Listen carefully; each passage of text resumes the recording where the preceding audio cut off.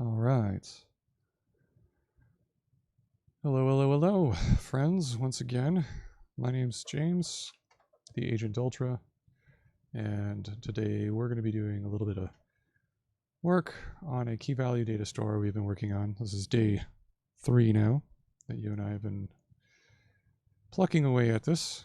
Last week, we started getting sockets going and run into a few bumps. Which we'll get around to cleaning up today on hopefully in this session, so we can maybe move on to something else like the command parser or something like that. Okay, so what ended up really happening last week? I think we mostly actually kind of sort of got it working. It looked like it wasn't working, but it does run. The only thing I haven't been able to figure out yet is why we're not able to connect to it. So I went ahead and installed a Telnet client on Windows to do that, but I am still not able to get the connection to happen. So we'll try and sort that out today. See what we can do. All right, let's go to Rosby.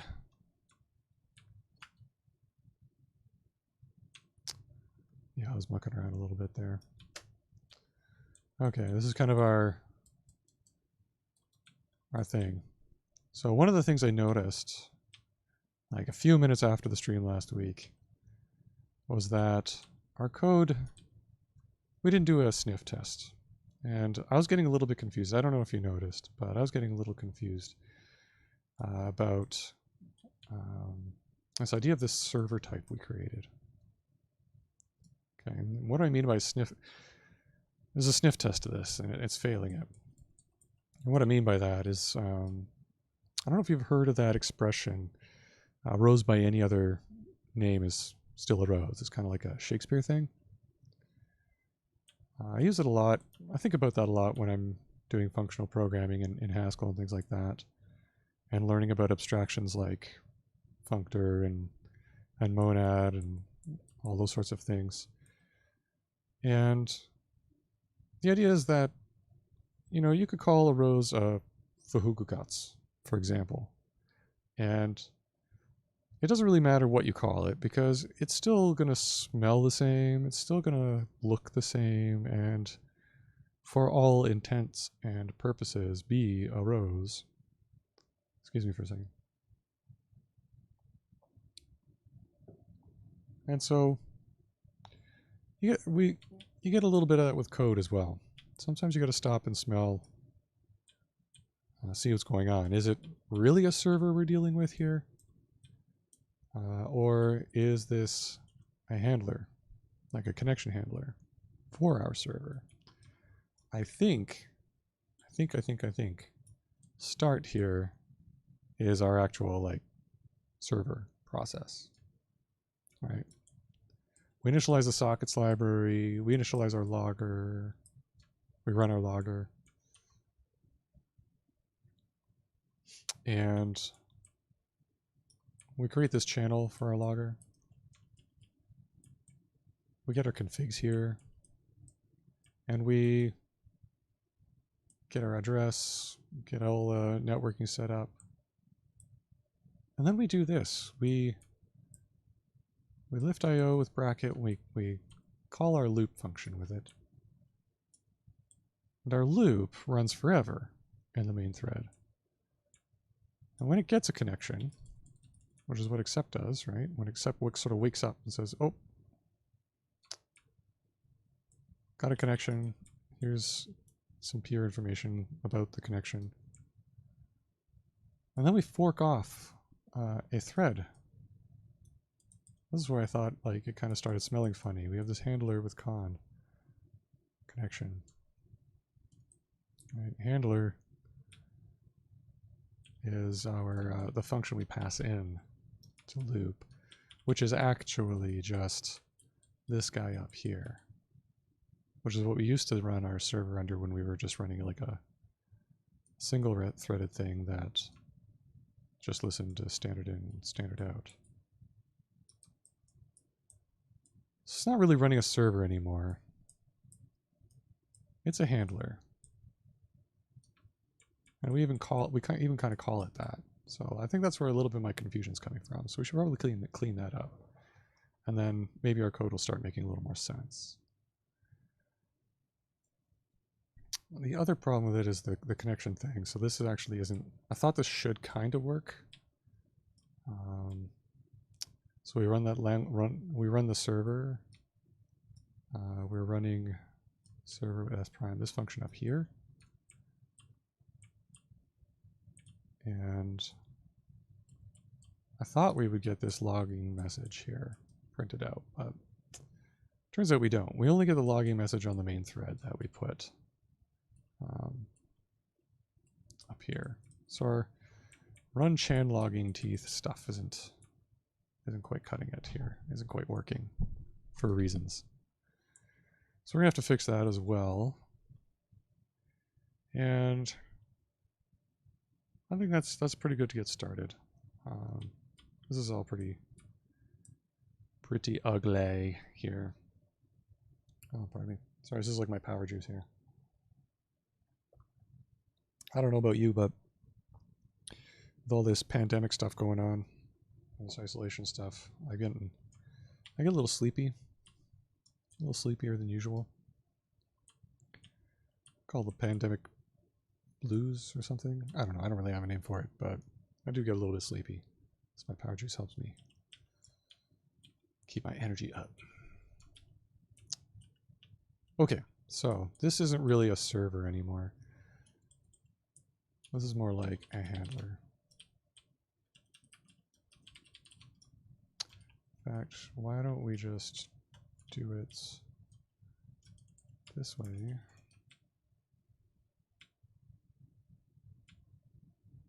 That one. Just those.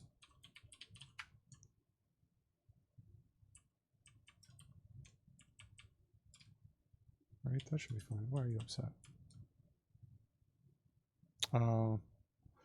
Messes with control exception handler. So maybe handler isn't a great name. It is kind of generic. I don't like things that end with ER all that much.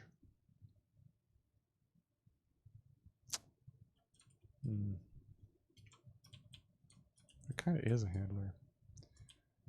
What are we? Oh yeah, we're importing control.exception for bracket and stuff. But we don't actually use the type handler from it. So maybe we could just hide it for now.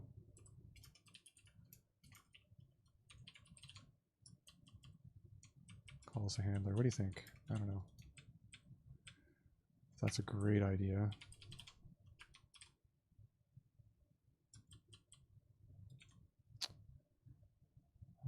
That has to change.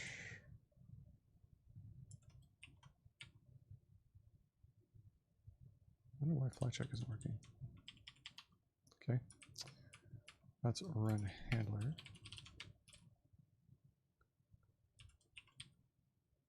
Okay, no more errors. That's good. Okay, I'm feeling a little bit better about it now that we renamed it.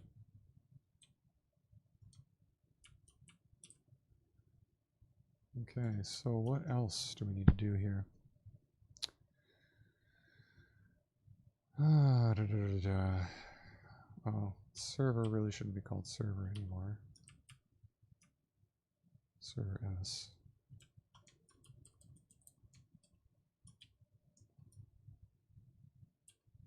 Lowercase handler.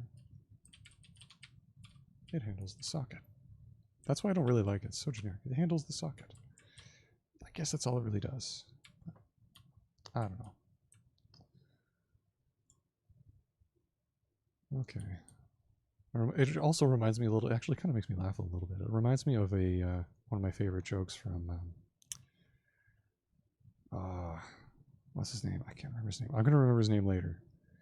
He was a comedian who's like famous for his one-liners, and one of my favorite ones was he wanted to work at the kitchen appliance naming research institute. See, I don't know if you've noticed, but all your kitchen appliances, they like kind of say what they do, and you add an on the end. So you're like, oh, what's that? Wow. What does that thing do? Well, it makes toast. It's a toaster. What does that do? Well, it refrigerates things, keeps them cool. It's a refrigerator. Taking lunch. Going home. So, yeah. I like that joke. Kind of makes me think of that sometimes. Okie dokie. Run handler. Now, yeah, so we're passing in this handler now. It's like handler. I wonder if we can move that into our loop.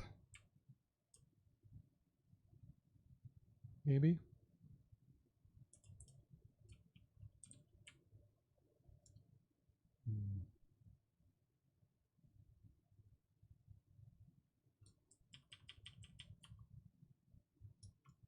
Well, let's try it.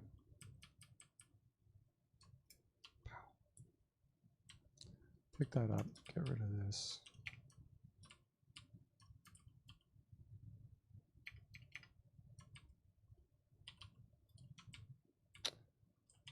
Why don't you like that?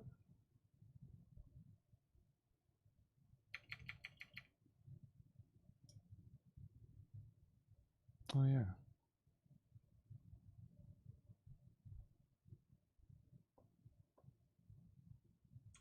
And that's because we got to get rid of this.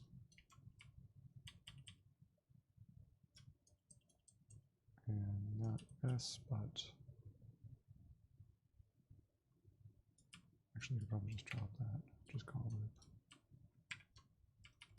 That's right, friends. Okay. Cool. Cool. All right, so our next error is here.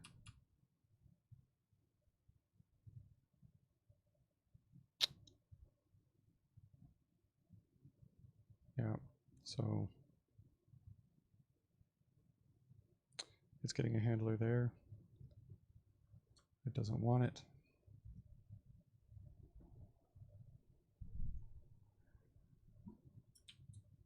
So we got to run the handler. That's where we got to put back. Chink.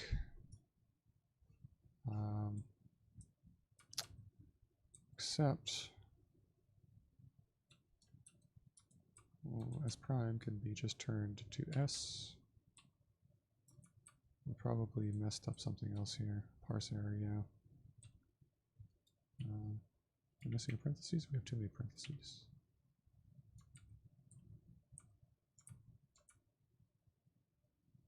No. Now I messed up the whole thing. That's okay. No, it's better than getting it at runtime. So let's see. Log_chan is not in scope. Right. So we needed the log channel. Our main thread is going to create that log channel for us so that this thread, when it forks, can put its logging messages on that channel, and then our main thread can pick those up and log them to our standard out. But we need a reference to that now. So let's put it here. And then we can pass it in here this way.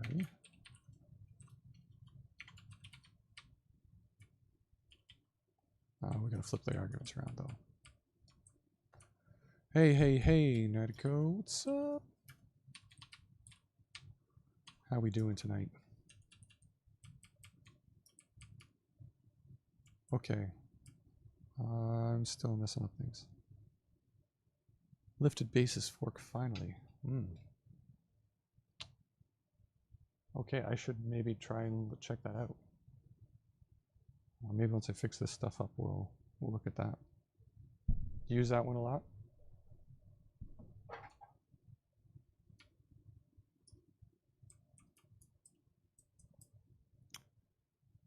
Let's see.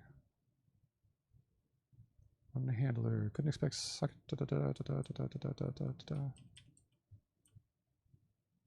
Yeah, our S should be there. What did I do now? I have an S somewhere that's hanging out that I'm forgetting.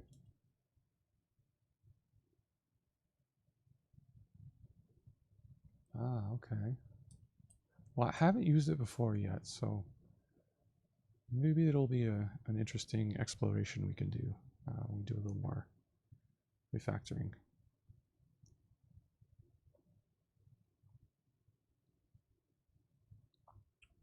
The only problem with my power juice here is that it separates a little bit. It's just like mixed up vegetable powder stuff. It's pretty sweet though, but not like sugary sweet, just nice sweet. Okay, I'm doing something else silly here. I am not handling a socket here. I'm returning a function when I need doohickey. So yeah, I got to give this thing, or it's run reader t function connection, blah blah blah blah blah. I need to give it the socket or the connection I get here. Oh, I do. What's it complaining about then? Okay, there. Parse error.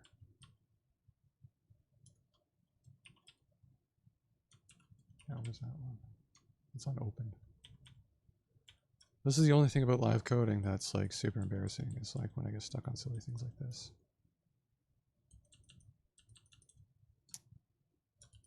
It's not terribly exciting. Thank you. They are hiding my glorious semi-finished basement.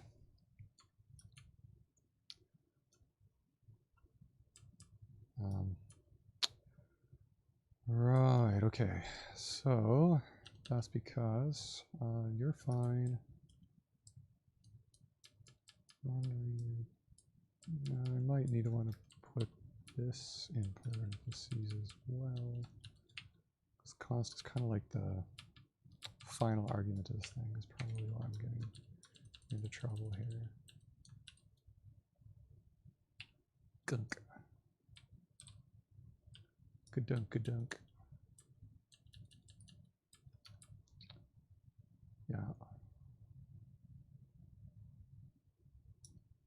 Ugh.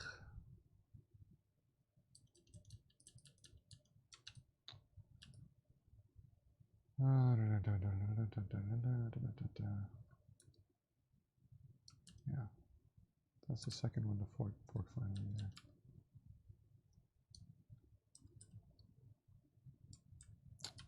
I think HIE died on me while it's got this parse error. Oh, come on. What am I doing here? Run reader T takes our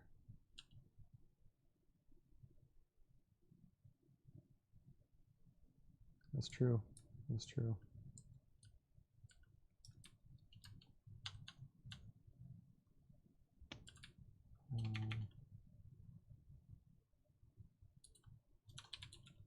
Do handle, whatever.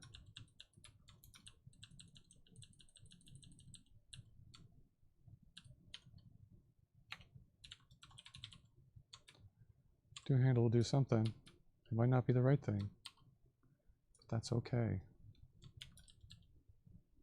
In fact, we can just ask. Sometimes I really like typed holes. We can just ask what we need there. If we might need to restart the workspace with HIE. Try that. Yeah, there we go. I don't want to replace the hole. No, thank you. Yeah, it's just 9 away, so it's not very helpful. Do handle, but we're going to have to pass in do handle the connection, so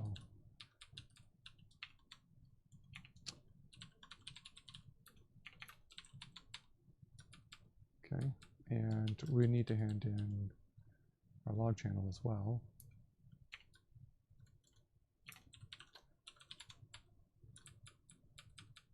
So let's put those back here.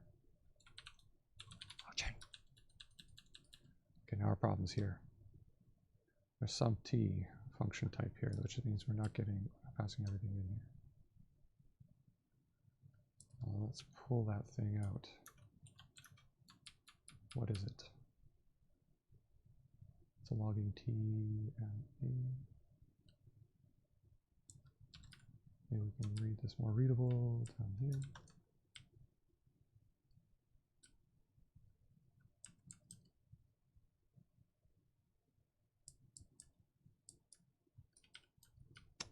Ah, okay. The lambda expression ended here has one argument. This type more. Oh man, I'm pulling serious stupids tonight. Sorry, friends.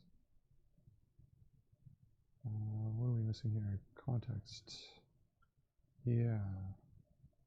Right. Okay, we're missing context here as well. S. Do we even have an S in scope? It's the actual socket.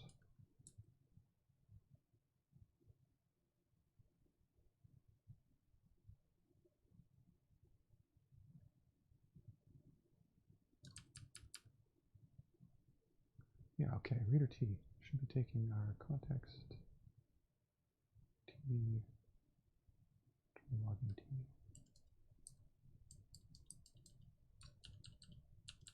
Is it because of that?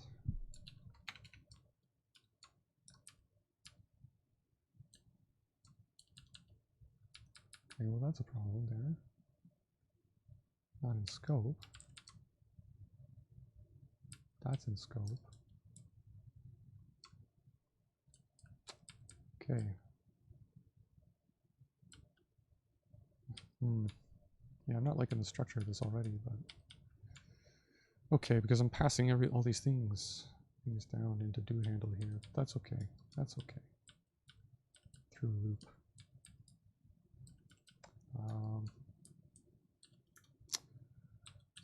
Let's pass context through as well after the log channel.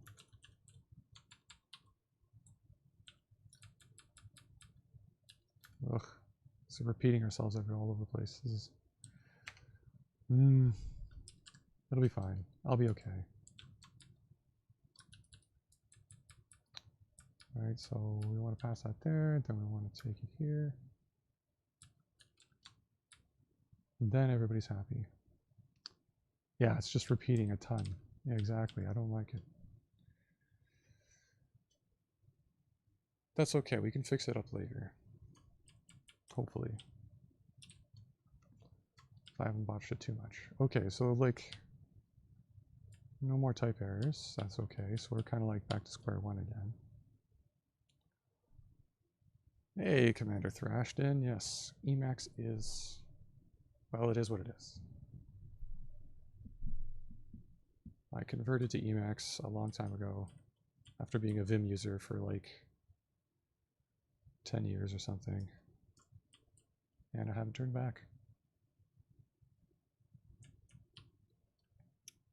Okay, so we got things renamed to what they should be, and at least the code isn't like the greatest yet, because we're still kind of passing around a lot of things. But it's kind of in a small area, so it's not too bad, but it's passing the sniff test a little bit at least. So, like, this is actually a handler we were dealing with. We converted this from a server type to a handler type. So I'm going to just commit that in.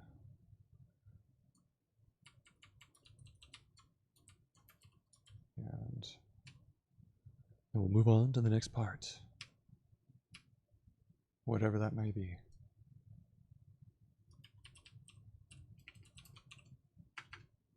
Okay, so we changed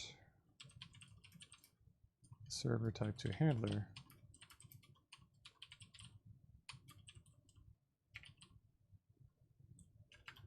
Start is our server's entry point.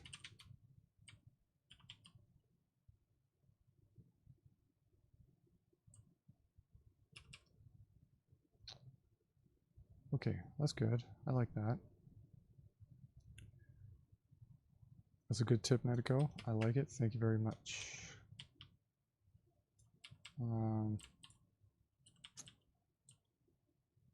Yeah, we just kind of pass it in right on the end here. Yeah, I think we could probably do that. Donk. Oops. Not all of my usual Emacs bindings work under this Windows version of it, but hey.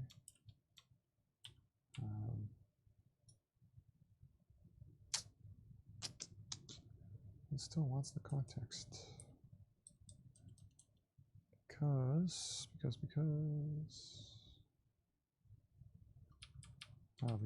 maybe, yeah. We were trying to apply. Well, we should be composed. That's not so bad. That removes one little bit of duplication. That's nice. Point free, tacit or die.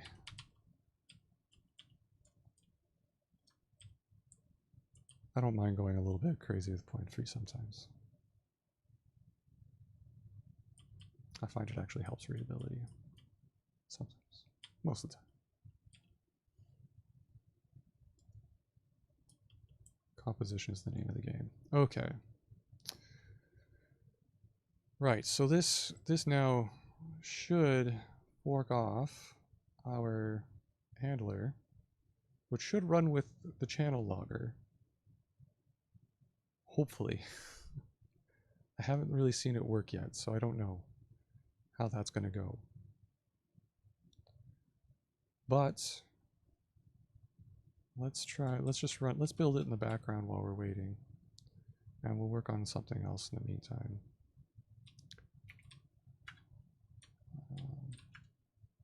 Yeah.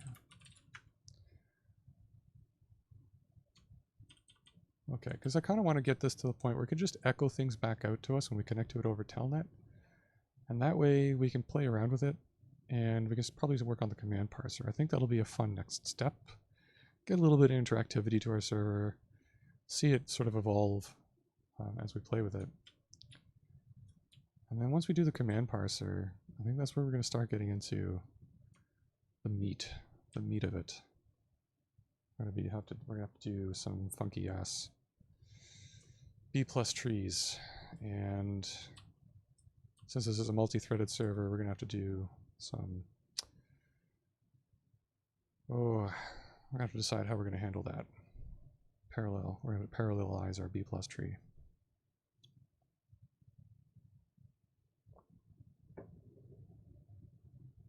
Okay. Well, that built. So I'm gonna have to stop using the eShell to run the server because apparently it's not very good for doing that for some reason.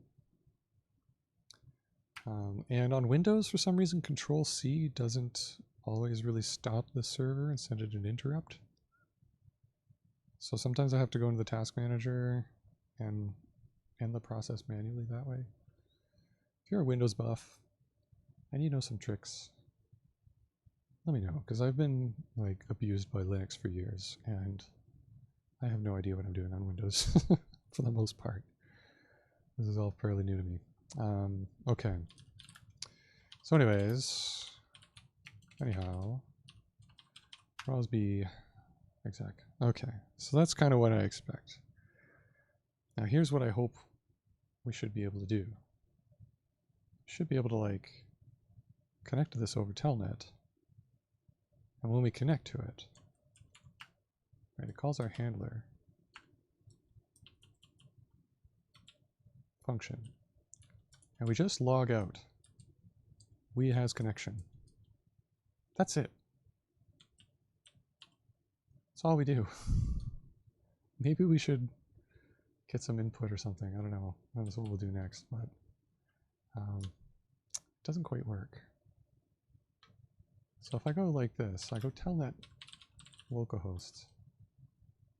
Oh, yeah, I think our default port was set to 1993, which isn't quite right. localhost 1993. Maybe there's some Windows doohickey here where it's blocking ports in a certain range here, but yeah, you don't see the log message here, right? This doesn't actually do anything because we don't actually handle anything, which is kind of expected. Yeah. So, what's up with that? It's not cool, man. It's not cool. I thought this unchain logging stuff would be just fine. And I've done little test programs using it, and it works great. But it's not working in our server. So hopefully the way will be revealed as we fix things.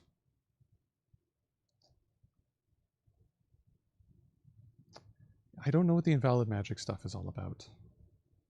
I have no idea.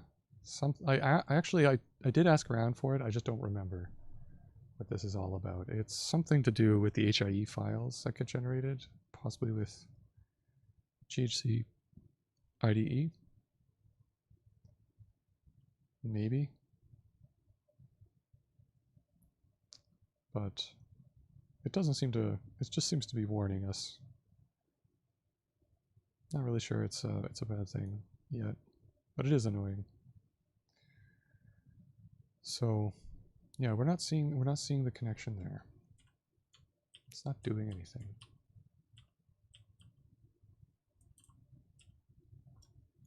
So I don't know. The other thing I think looking at this code too is that now that we look at the handler, I don't know, we might want to keep the monad reader context around there depending on how we structure things.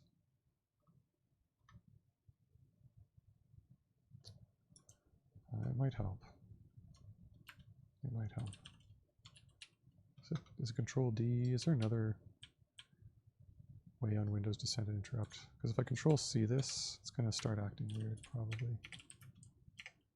Give me permission errors.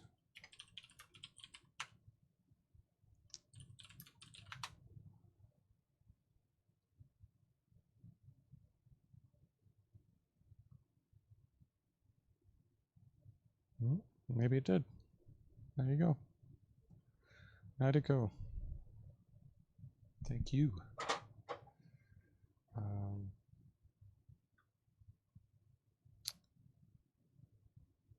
Yeah, so we might want to keep monad reader around just because depending on how we structure the store component, we might want to pass like an IOREF in our monad reader to it if we're able to make it like fully parallel. And we're going to have multiple readers and writers modifying it. So I'm just going to leave that in there. Monad logger, we need that for the logging chan stuff. IO, because maybe we'll do IO. You never know. Okay, so I don't know. Let's try and do something with the connection and then maybe see. Yeah, maybe see what goes on there. So instead of just logging something, why don't we try and get some data off the socket and echo it back out, just like an echo server. So we're just going to get byte strings off of our socket right now. Yeah, which we have imported right here, qualified as S. So that has all of our functions for getting stuff. S.receive, which is an IO action, takes a socket and an int, how many bytes you want to read off of it at a time. So we might have to lift that. Then we can call that like inp, input, from our socket. 2024, that's going to be lift IO. And then we're probably going to be the last statement of do block, blah, blah, blah. Yeah, so we got to do something with our input. Well, let's just echo it back out. That one is send all. Send to. Send all. Yeah.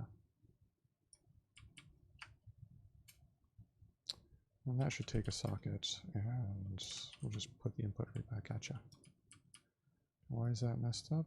Looks like I lift IO that as well. Okay. Let's try this. Maybe it'll work. Who knows?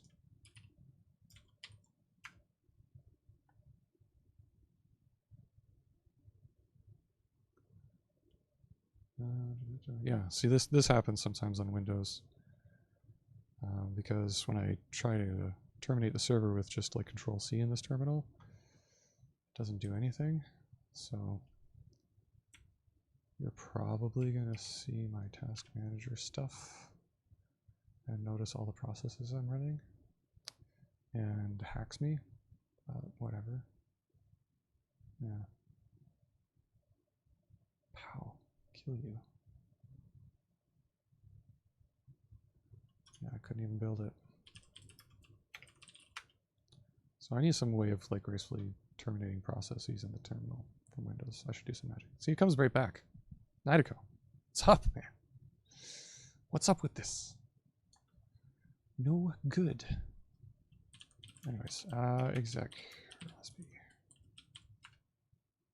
Okay, so hopefully if we use this and we did everything right, when I connect to Telnet this time, and I type some bytes in there, it's gonna do stuff.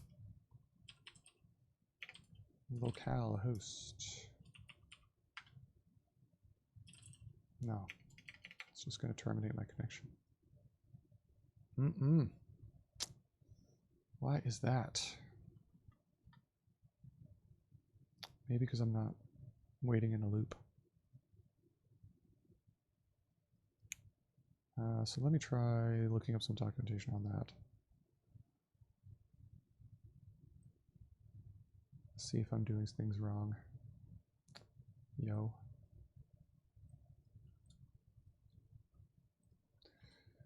Network.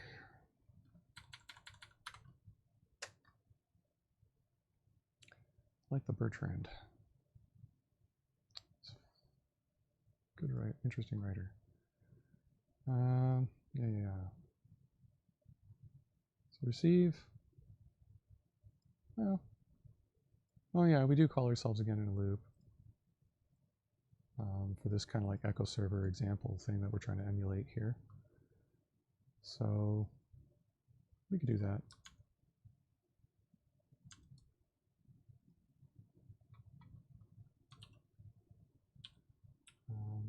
Yeah, so that was like what? Just unless send out. We do that after we receive the input. So I think we already have that from control monad input. We might need to import byte strings. I don't think we have that.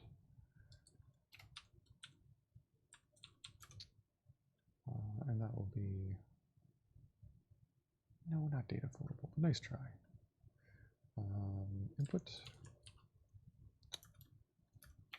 Do s.send all on socket input and then we call ourselves again. So let's add byte string.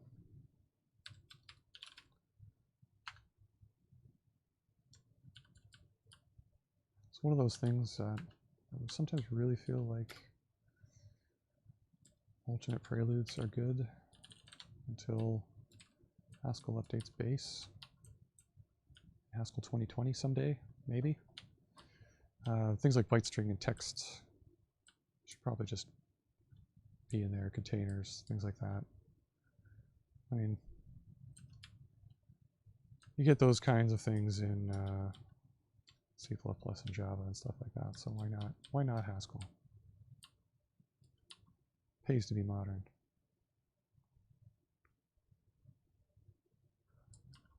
Okay, so we import data byte string. We have to import a qualified like we do for text.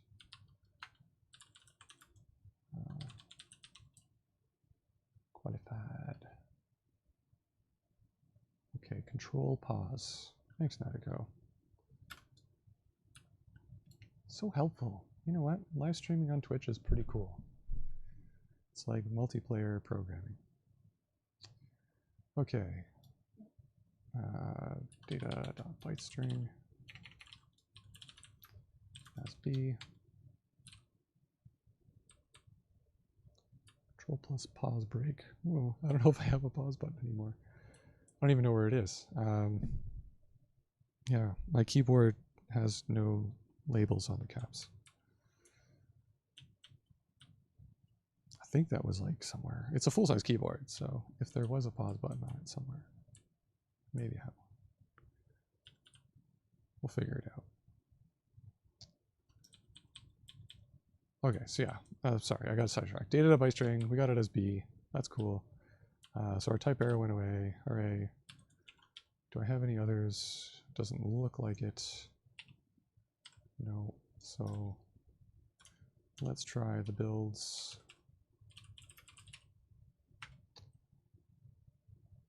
Oh, we might run into it again because you're here.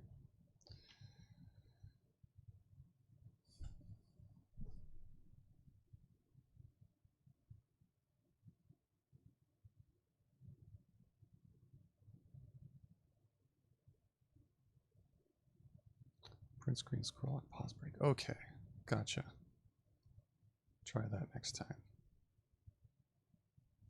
So apparently on Windows, for those watching on YouTube's, if you didn't catch that in the chat, you can break with control and pause, which might be, if you have a full-size keyboard, that little area above the arrow keys, the top 3 ones. Pause will be the 3rd one, the rightmost one.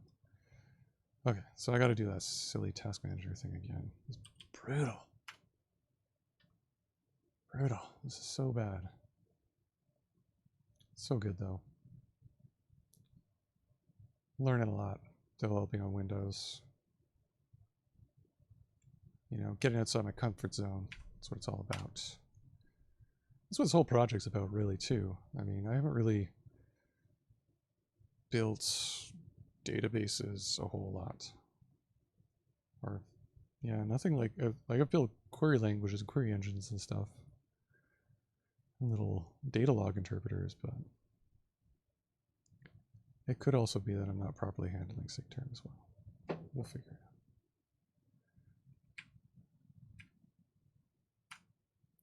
I kind of assume it will, but you never know. Okay. So now we added that unless condition in our code. So what this will, unless basically will kind of like, if this Boolean happens to be true, then it won't do anything. Otherwise it'll do this.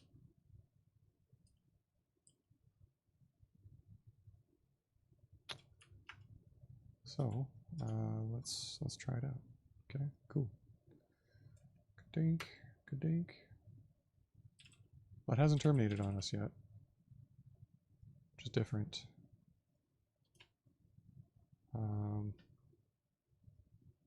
It's not really doing anything yet, though. We're not getting any logging. But progress, maybe?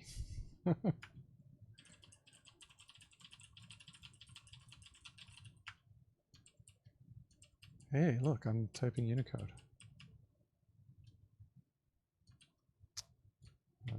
That's probably because I can't actually get out of this anymore. Go. Oh, look at that. Oh, it's sending my own code. Oh, this is actually because of probably my paste buffer.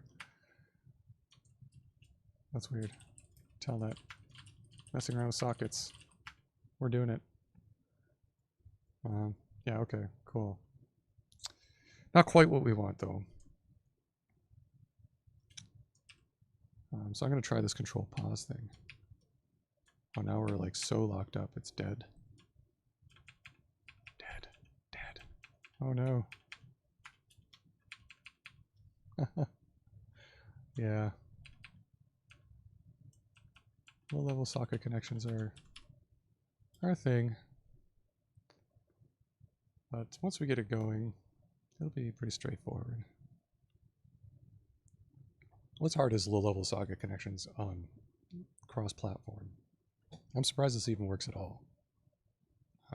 You know, like we're using the same API that we would, the same library you would use on Linux, Mac, or anything else, and we're using it on Windows. Well, we don't have it working just yet.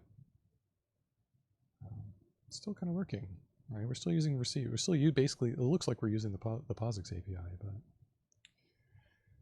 All right. Good night, Nightico. Thanks for all your help. It's great chatting with you. Have a good one, friend.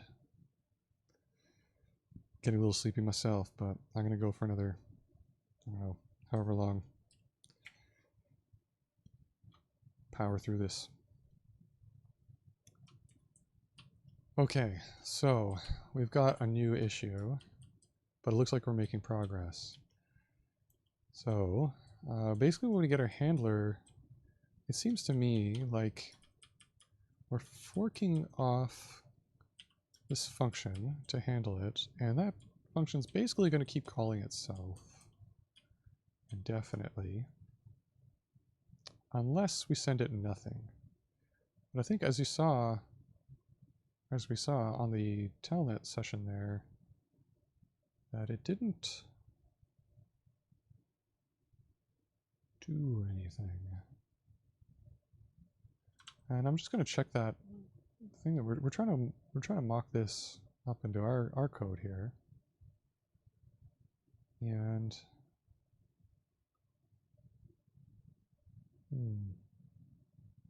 I think we do all this setup.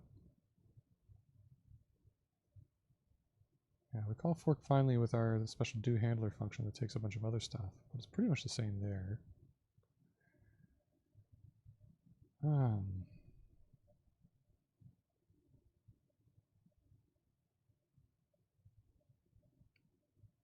Yeah, talk S. We received 24 bytes, and unless our message is null, send everything we received. We talk again. That looks fairly familiar. All right, here's our open. Okay. Get the socket. In fact, I think I almost copy and pasted this from the last stream, so it should be pretty much the same. Reuse address, yep. Bind it to the address we find. Listen, socket, 1024.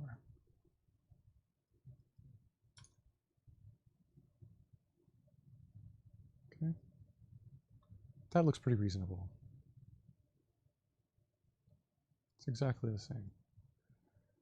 What else do we got here? Maybe this doesn't even work on Windows. I don't know. We do have the with socket. That's like more, they say in the documentation that's more for a compatibility thing, but we have that. We're just running in on standard out logging T, which should be fine. Logging channel, config. Set up our context with the configs. Host and port. Which we get from adder. And resolve. Resolve. Host name, service name.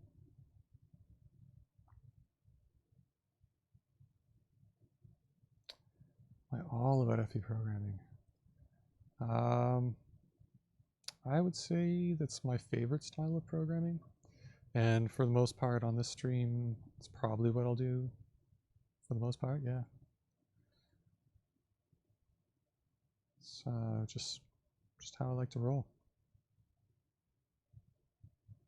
I don't know, I'm kind of tempted to get myself a little distracted.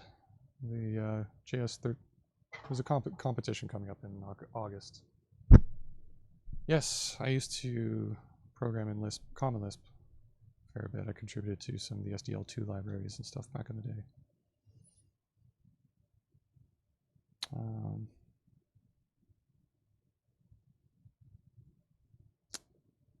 Get Azure info, get hints, host, import.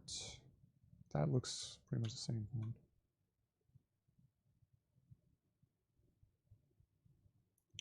Yeah, the common Lisp. Well, I haven't left it. It's still there. I've been programming for like a long time. Probably longer than I haven't been. And languages come and go. I've used a lot of them. I used to be really into Common Lisp though.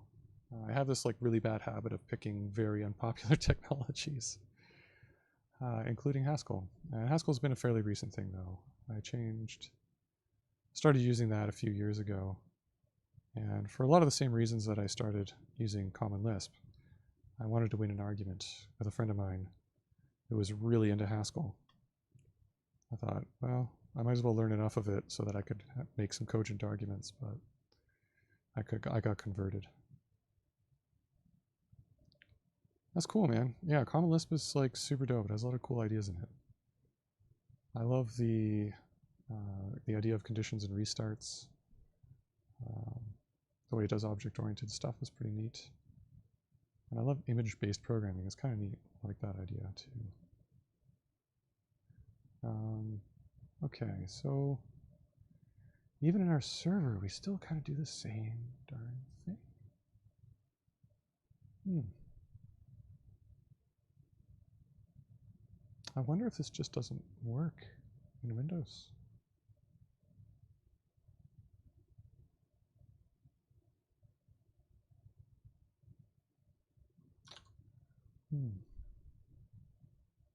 I mean, do things slightly different in a different monad, but that shouldn't affect anything.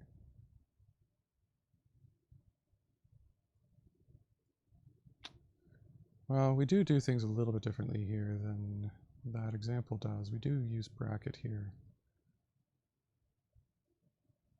to make sure that we shut down and let go of the socket properly if we get an exception. But otherwise, it should be fine.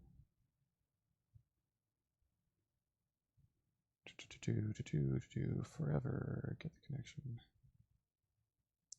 I wonder if we can even log in here just to see if we get a connection at all.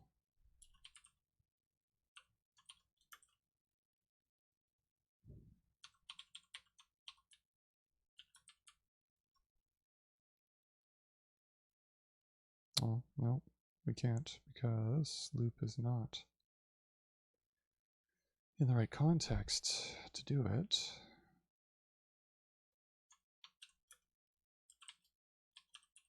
Maybe this is our problem.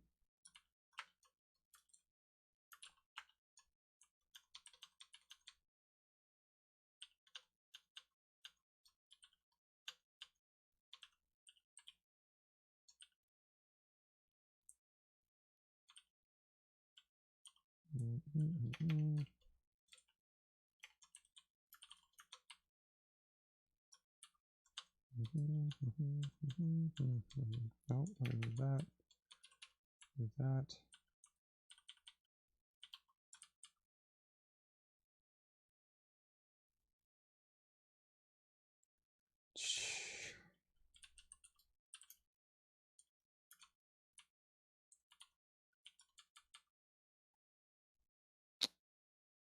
Yeah.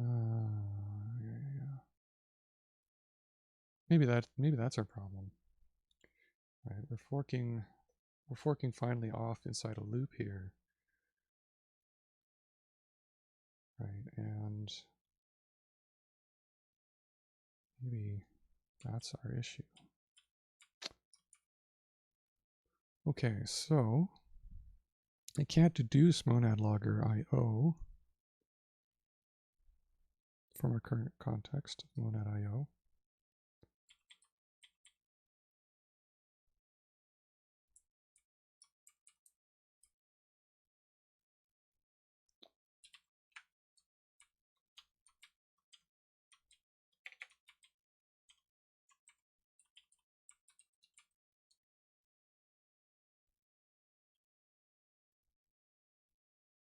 Yeah. Yeah, because loop doesn't have that context. Monad log.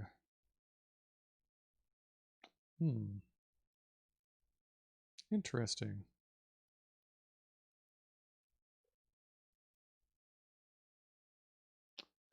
Yeah, Idris is very, very cool. I'm looking forward to seeing what Idris 2 does. I haven't used it in like Anger yet, but the idea of dependent types, like a nice language that handles dependent types really well, seems very cool.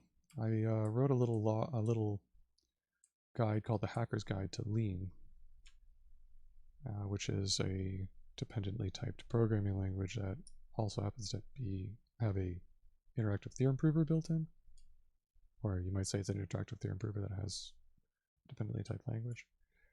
But it's the Hacker's Guide, so make it work that way. The allure there is that there's no, like, unlike in Haskell where we have the two separate languages for types and terms, they're both the same. You can have a function that just returns types. It's kind of neat idea. You can do a lot of cool stuff with it. But it can also get a little bit confusing. But I've been meaning to try out a little bit of more Idris.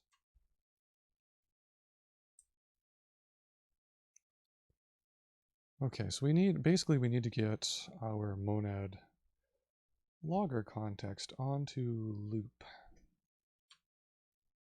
in order for us to use log debug and run standard out logging t, or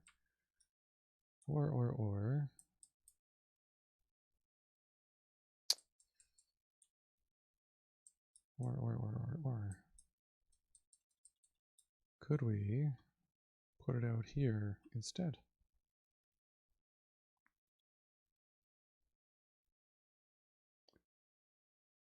Yeah, I used to be kind of very, very into the Lisp syntax. I was tired of syntax. Haskell has a lot of syntax. It's true. Totally true. Feel you, man. Feel you. Or friend. I don't know.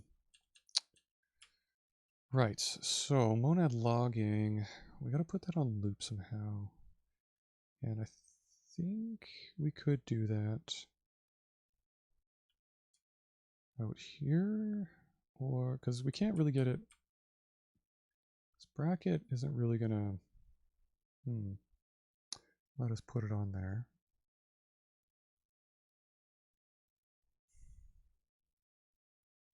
I wonder if we could just run standard out logging here. No, this seems weird.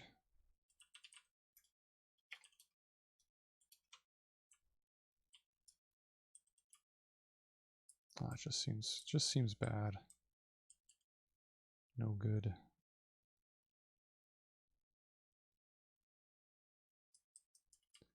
Yeah, we don't like that. But I also don't like that I can't log in here.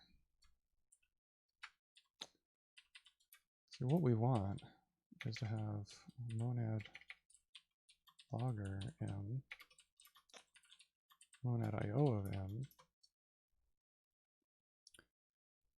and this takes a thing, and a thing. What was the type of it again? Chan logline. That's right. Context and socket IO.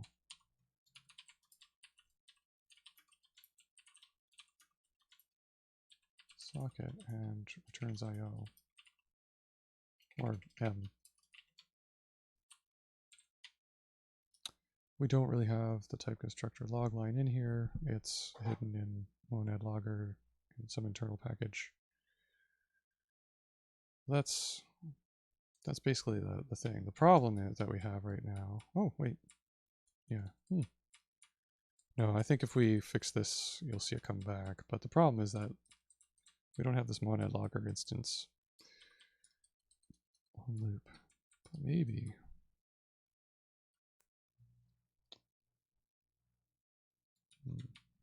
Yeah, that comes from monad logger, but I don't think they export it, which is kind of annoying. So if you look at monad loggers documentation and you check out here, you'll probably won't find logline. Oh, there's type logline. It's in call stack and logger. So it's just an alias, but it's not exported. So we could probably like alias it ourselves. I guess it's kind of gross, but let's see if that helps though anyway.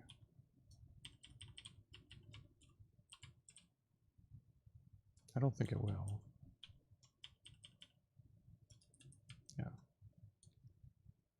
Yeah, so we still can't get monad logger.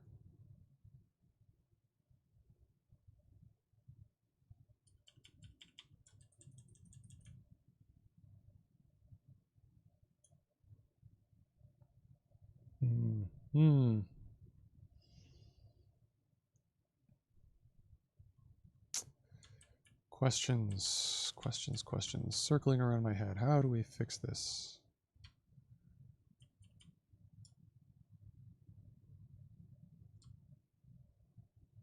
So that we can log inside of our loop.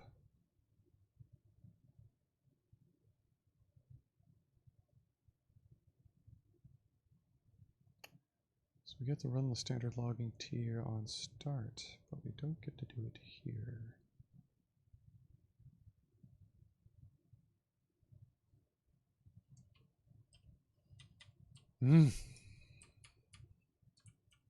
Okay.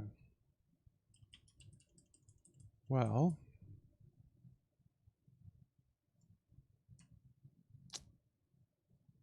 can we do? We could lift this all. I don't know if we can lift this all up because actually we're passing this function as argument to bracket. Maybe we need some kind of function that wraps over this to give us the context. Maybe.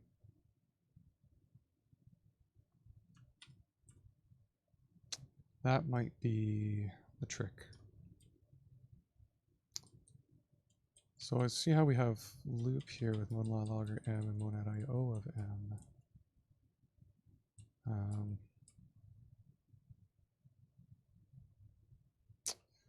And we have nothing to attach that class, those classes to. If we give our loop a new type,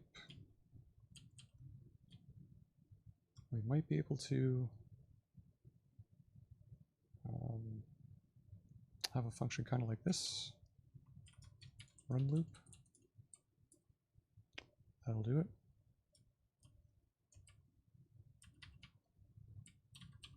Let's give it a shot. What's the worst that can happen, right? Let's just check what we have so far. I'm going to get rid of you here, just because I want to clean this up enough that we could check in what we have so far. If we need to backtrack, it's no biggie. Get rid of that.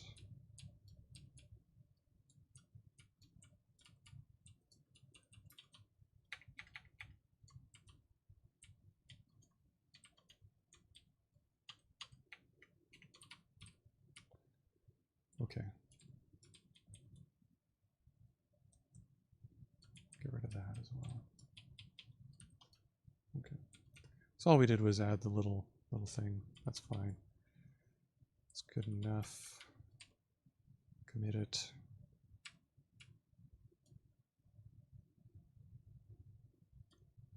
All right, modify the Rosby server. We decided to make, we made the handler echo back whatever it receives. And stops and make it nothing.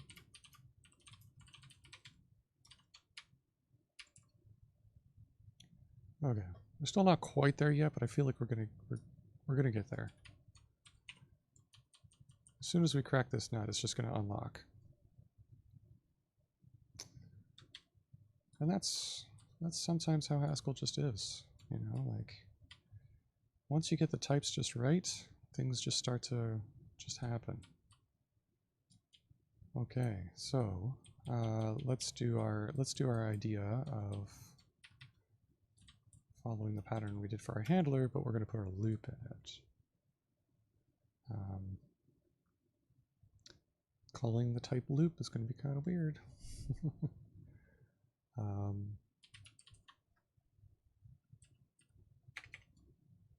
Socket dispatcher. I don't know. There's another one. What does that do? It dispatches sockets. It's a socket dispatcher. I'm going home. Oh wait, I'm already there because I can't leave. A dispather. Spell that with a T, right? Run dispatcher. And this will just be a logging T. IOA. And just as before, we'll derive a bunch of things. I love deriving. I can't tell you how much I love it. It's kind of like one of the reasons why I like to Common Lisp. You can write code that writes other code. Deriving is code you don't have to write. It's written for you. It's awesome. So the more you can derive, the better, in my world. Monad, monad logger, and monad IO. Okay, so now we have a function that will have the monad logger and monad IO constraints for us. This is why I think it might be better. Okay. So that's the handler defined. Let's define this dispatcher down here. I don't know. All right, dispatcher. Whew, it's going to take a whole bunch of things. Let's come back to that. It's going to be a loop. It's going to be pretty much the same type as loop, I think. It's going to take a context, threading things through more. I'm not sure if I'm down with that, but context, a socket, and goes to IO. But we could just do it here.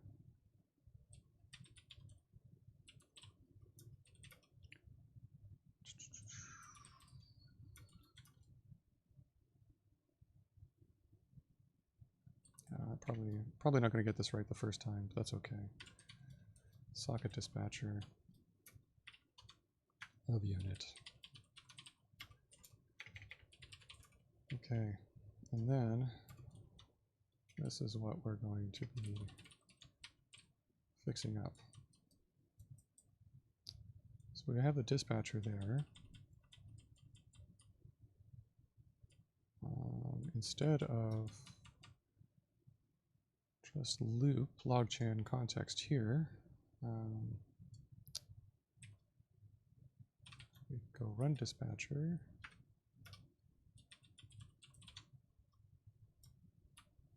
Dispatcher takes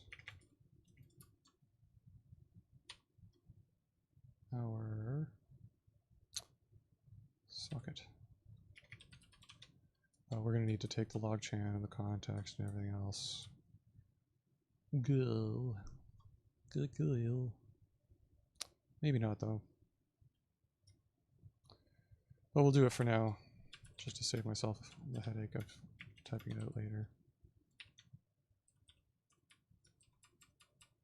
So I'm going to go back and fix dispatcher to take those other arguments.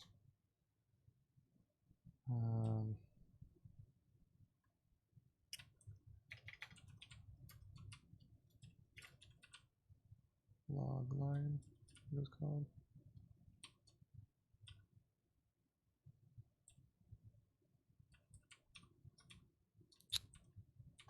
Log line, yeah, that one.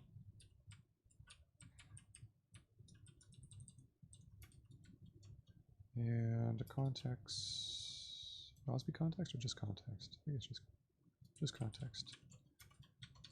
And socket. And survey says, what does the type checker say now?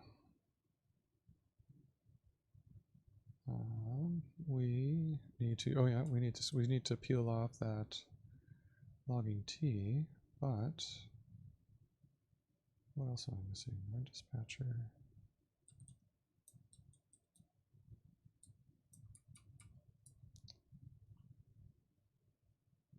Yeah, we just need to get the little.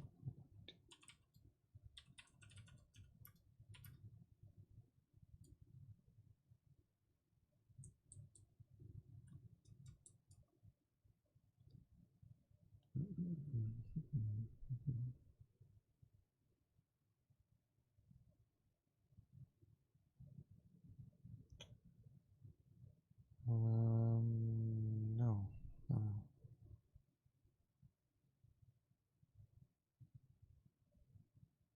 This isn't quite right. Oh, no, because I'm not using the right function for one.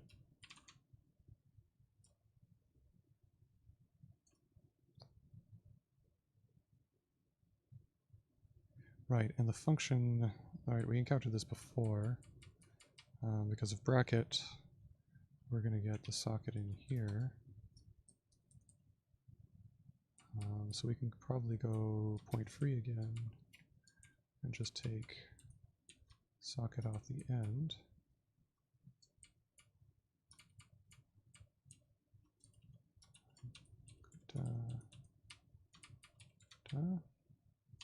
There we go. Cool.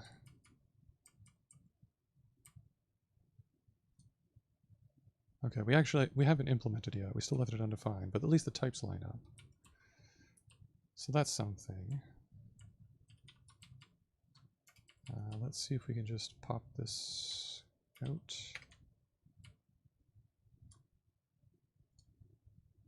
We may need to come back and pick up do handle. So let's get rid of undefined here.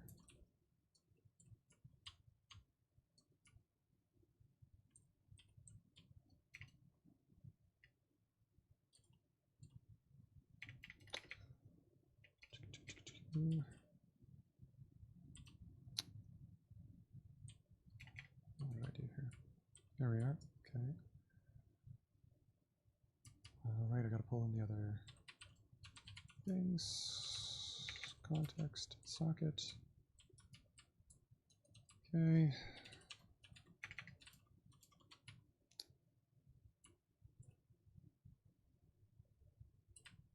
Maybe socket. Yeah, and then do handle. Oops.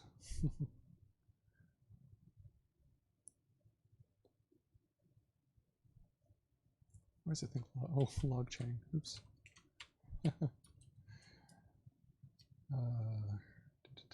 Yeah, okay. So maybe we can just pull this off of here and put it over here.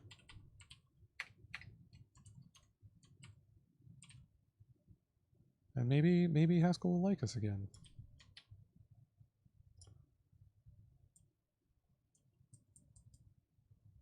Okay. No more type errors. I wonder. Let's compile it and see. Let's just clean things up again. Just so we don't have to see that invalid magic. We only like valid magic here.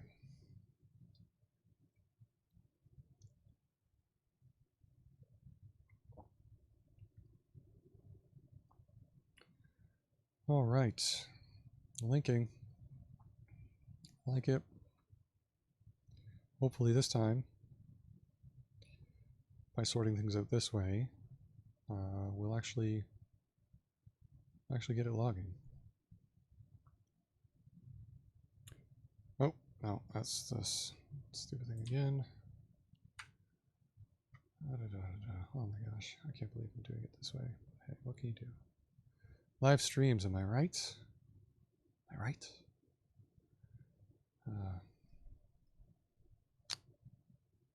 Kill it. Okay, from now on, I'm gonna have to try this control pause stuff.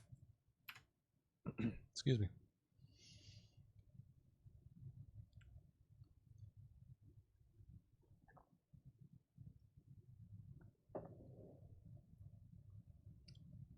Okay. And we execute Rosby. Should see our debug server come up. Reporting for duty. That's all happy and nice. Let's see if we can get to some telnet craziness.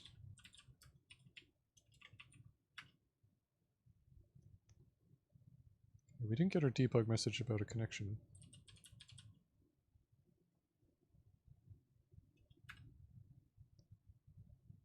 That's fine. Oh, full screen.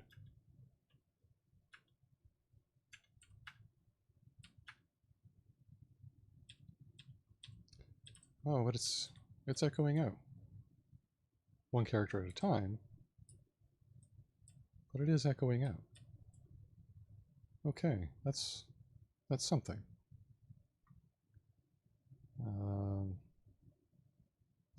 I wish it was logging the connection, but it is echoing. Let's just be super. Oh shoot! I didn't do that.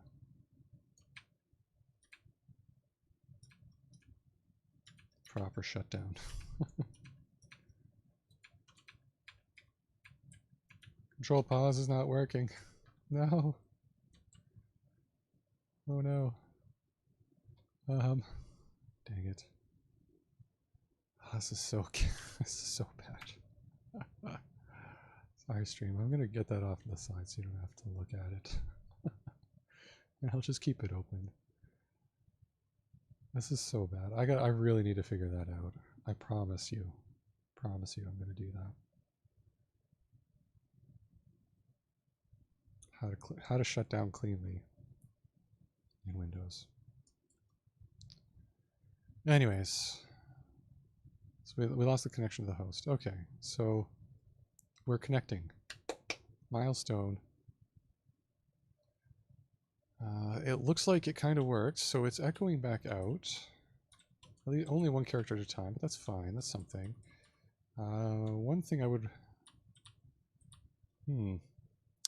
See, it's not logging this message here, which I'm not too happy about. But we could just like really test our assumption here by sending a string to the socket when you connect, maybe. Let's try that. Let's lift IO. You're gonna have to. I think it's pack. No. Oh no, it's gonna be. There's a library for encoding byte strings to string, or strings to byte strings. What I'm looking for. When you're not quite sure, you probably know about it, but if you don't, good thing to have. Good friend Hoogle. I think there are ways to set this up so you can run it locally in your development environment.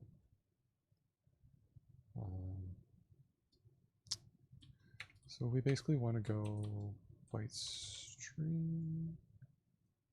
Oh, sorry, string to byte string. Or maybe text to byte string.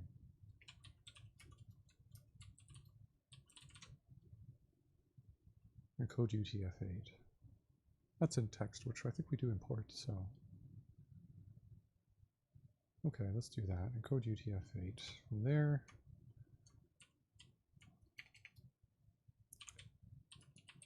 I'll import in a minute. I know I don't have it.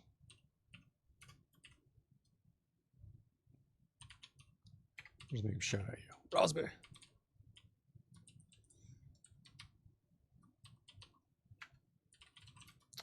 Qualified.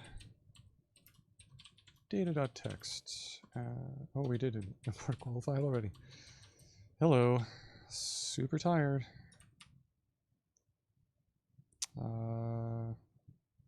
Oh, yeah, okay, I need it from encoding. Thank you, IDE. Okay, great. GHC IDE, it's getting so good. Thank you to the whole community that works on GHC IDE. You're doing great work. Good stuff. Okay. Yeah. I like it. Okay.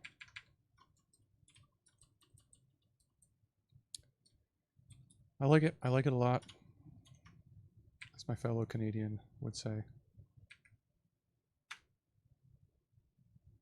Compile this and check it out. See how it goes.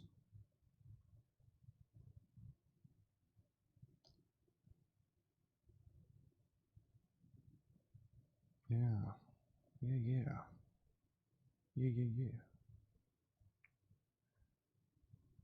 So we need to build the fam up at some point too. I think we get about a couple of viewers every week, which is good. Thanks everybody who showed up. But if you like what you see, tell your friends. Come check it out.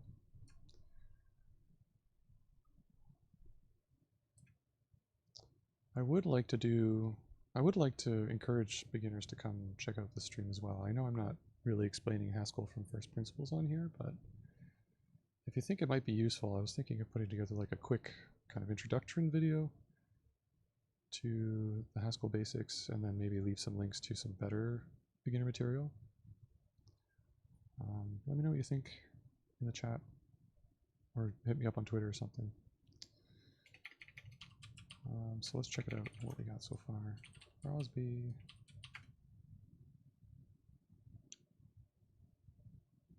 Okay. Cacao. What do you think's gonna happen? I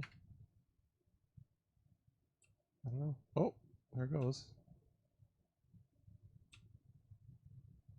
Shouts at us every time we put an input, so we have connection.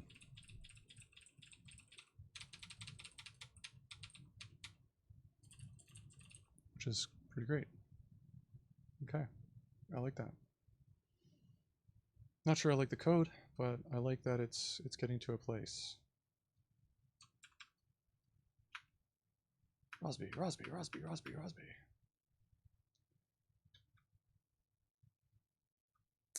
Okay, I'll try this control pause now.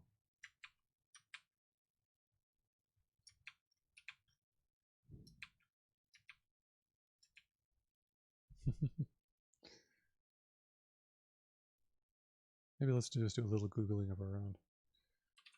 Windows, terminate, process, command line.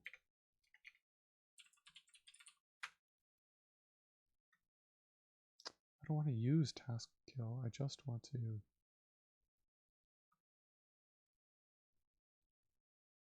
Oh, well, maybe.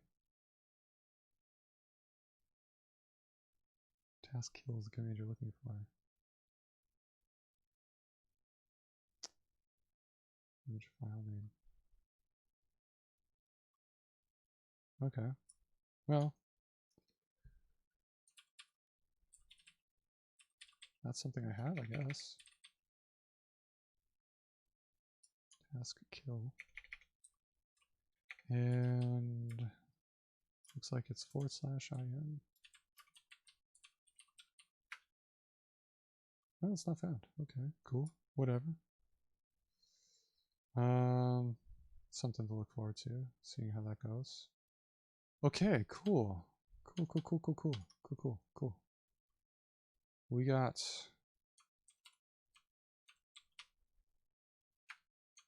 I think we should check that in. Maybe not this part, but the rest of it. Okay, well, okay. Let me see if we can, here's a test. Let's see if we can log out here.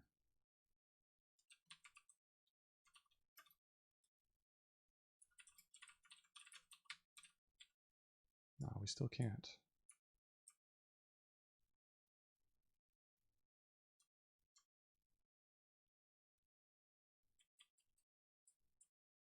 Even though socket dispatcher has a monad logger instance.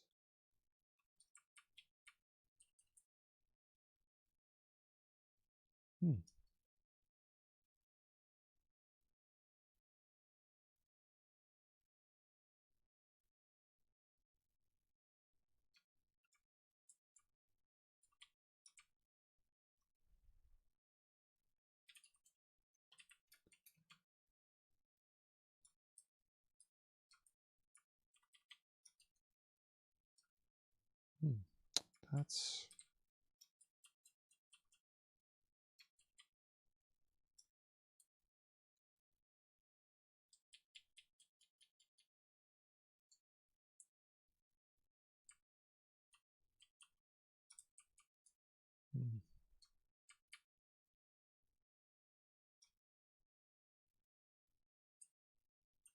handler can. Let's see if we can't fix this. What's going on here?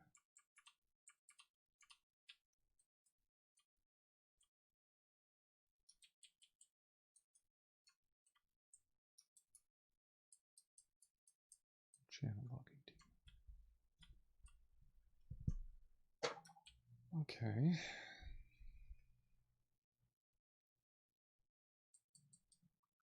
Oh, okay. Okay, yeah. Maybe that's because if we look here, we're not actually consuming the channel anymore for new log messages. There's something called unchain logging thing that we have to do in our main thread.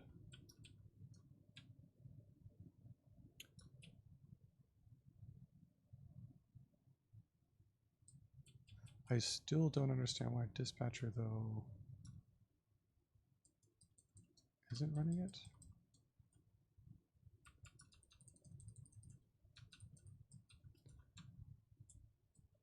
Right.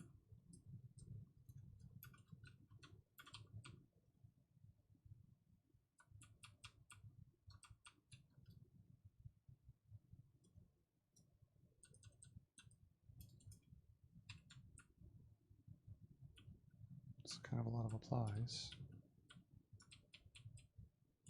But, no, it still says no.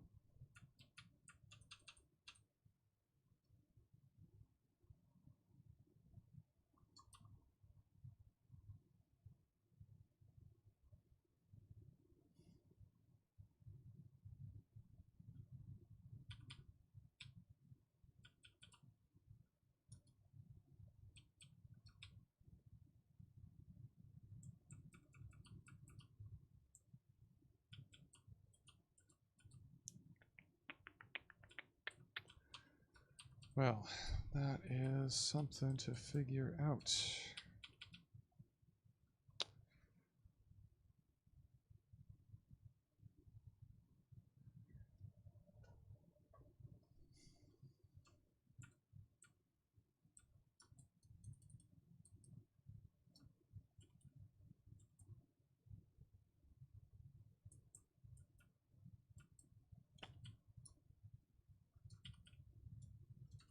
Yeah, undo that. Clearly wasn't the problem. Okay, well, you know what? I'm going to remove that for now, and we'll try and fix that in the next bit. I just want to commit this code first. I don't like putting too much code into a change all at once. So let's get that going.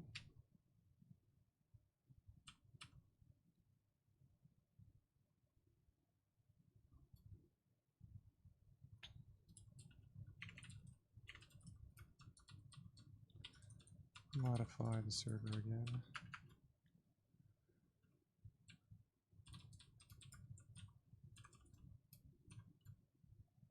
What do we call it? Socket loop, socket dispatcher. To our loop. And The monad logger instance.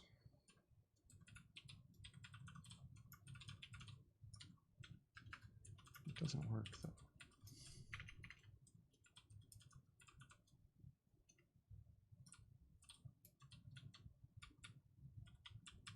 Compiles, but it doesn't quite work. If we try to, well, it won't compile if we try to add the debug to login message in there. And it doesn't look like our handler can log anything either, but maybe if we can get that fixed up, we can rebase our commits before we push them up and make it look like we knew what we were doing all along. Nobody will know except the people who watch the YouTube videos and this stream. Okay, so our socket dispatcher loop here calls in IO.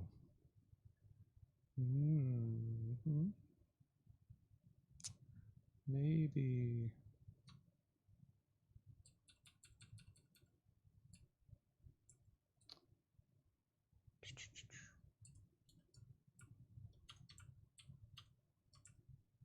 no, I won't like that. That's silly.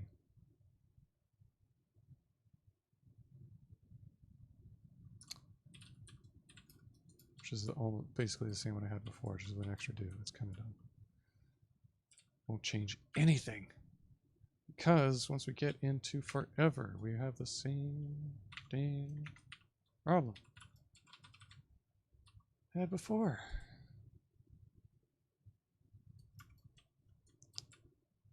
Same dang problem.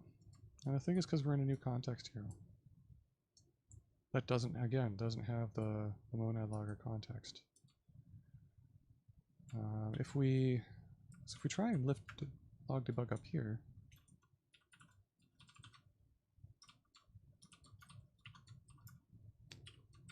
does it? It's fine up here. Right? See? It's not fine here. I don't like it.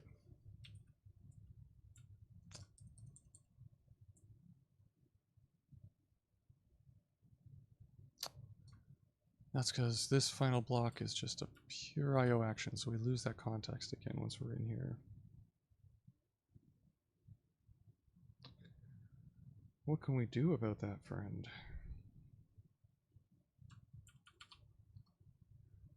What do the greats do? Stack Overflow? Search Google? Search GitHub? Let's think about this.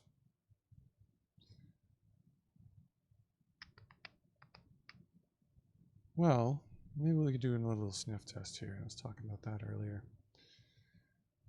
What is the function in forever, right? That is our dispatcher.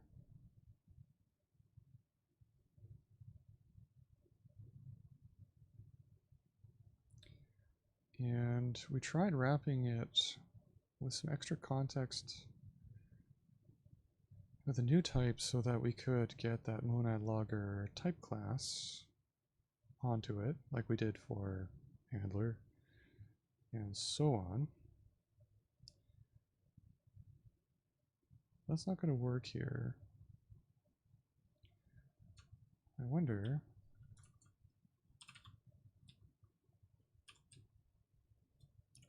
if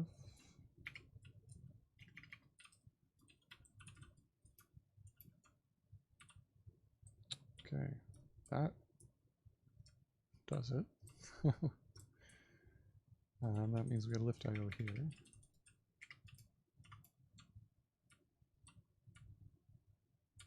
Oh my. What have we done? Okay, why does this work?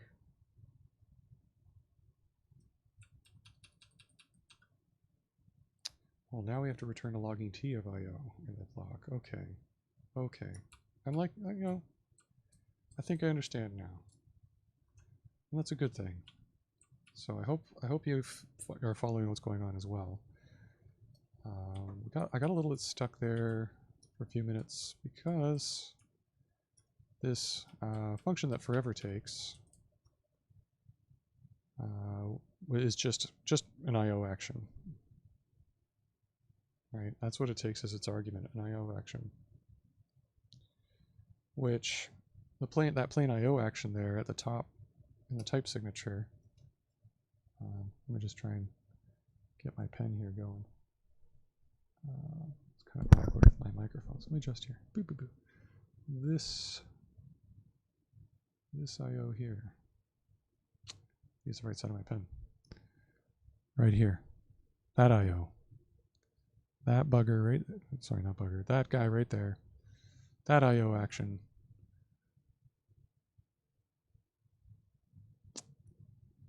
that's the one that didn't have the context we needed. It didn't have monad log. And what we ended up doing in order to fix the situation was like, okay, well, we added this socket dispatcher type with monad logger in order to run it so that we could run this function with things. So we might have like some duplication going on now. But when I run standard logging out t here, it takes a logging t IO, as you can see, as its first argument, and returns an IO. Okay? So this block in here is going to return my logging t. This is going to return the IO that forever needs, and so on and so forth. And then we lift IO back up into our socket dispatcher type. Now, I think there might be a little bit of duplication here, but let me just put a little logging message in here to convince myself that this is actually working and good. Let's put our Rosby shouting at us debug logging message, and we'll compile it, and we'll run it. And then, hopefully this will work, and we can end this stream on a good note, some good progress. And then next week, if we don't have to sort out the logging, if we've got this figured out, we'll do the parser. We'll start interacting with our server.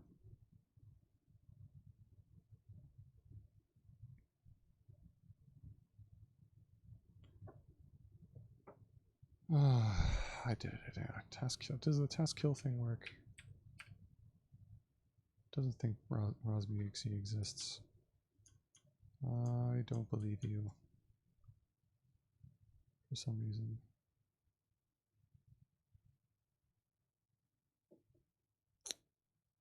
Although it says it doesn't actually. Maybe it's not lying. What is going on?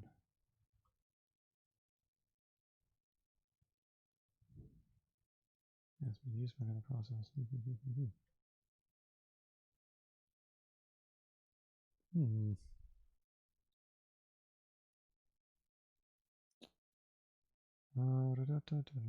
Okay, I don't know. Maybe this doesn't refresh very well. Or maybe I got something else open and running that is using that file in there. I don't know. Let's just double check. Yeah, it is running. Okay. I'll have to figure a task kill. Maybe that's the way to do it. That's kind of annoying, but stack build.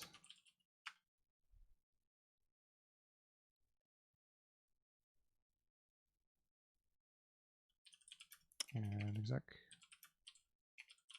Rosby. exe. Fingers crossed, folks. Ooh. Got something there. Not sure that's in the right place, but look at that. Two logging messages. And yeah, we're getting the echoing. And we got a message. Okay, well, we got the connection, and if I connect one more time,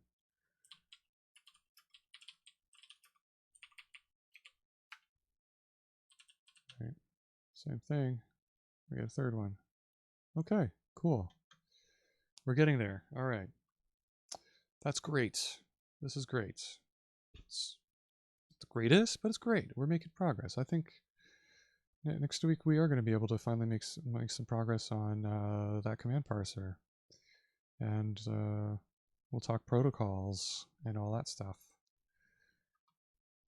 And figuring out how to shut down this server and properly handle things is probably something we should also fix and put in our backlog just to check up on. But yeah, so today, cleaned up our code a little bit, learned a little bit about our socket handling and how to get stuff running, and how to get our logging working. It's pretty good. Thanks again for tuning in.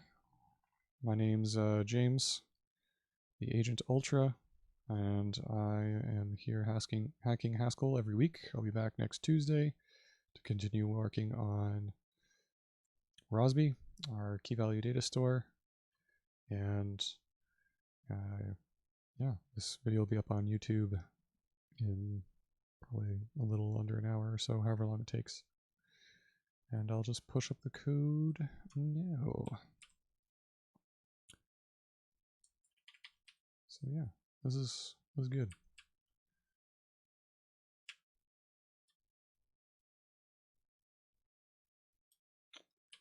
Make the logging work. Yeah, so I'm just gonna release that here. Squash, kaboom.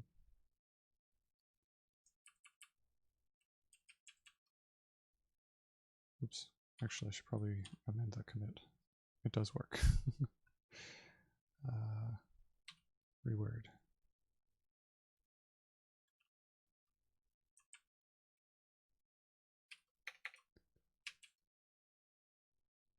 Okay, cool.